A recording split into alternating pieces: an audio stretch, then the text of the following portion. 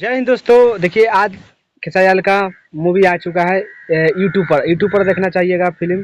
तो फिल्म आपको इंटरटेन रंगीला भोजपुरी पर जाइएगा तो फिल्म को अच्छा से आनंद उठा पाइएगा। लिट्टी चोखा जिस फिल्म का नाम है। देखिए लिट्टी चोखा ये सिनेमा हॉल में रिलीज हुआ था, लेकिन आज ये यूट्यूब पर रिलीज हो चुका है। तो आप लोग इसको इतना प्यार दीजिए लिट्टी चोखा का। लिट्टी चोखा पूरा दुनिया में, बिहार के लिए फेमस तो है कर लिट्टी चोखा, लेकिन ये दुनिया के लिए भी फेमस हो जाए।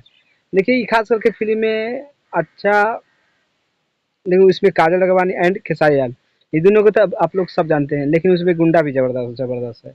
सब चीज़ उसमें अच्छा, डायरेक्टर से लेके प्रोड्यूसर से लेके म्यूजिक से लेके गाना से लेके हर एक चीज़ अच्छा है उसमें। तो आप लोग क्या कीजिएगा, वो वीडियो पे जाइए, आप फिल्म को देखिए लिट्टी चोखा। बहुत ज़बरदस्त फिल्म होगा, है हम देख चुके हैं। तो चलिए देखिए, वीडियो को शेयर कीजिए, लाइक कीजिए एंड सब्सक्राइब भी कर सकते हैं। तो चलिए वीडियो देखने के लिए थैंक्स।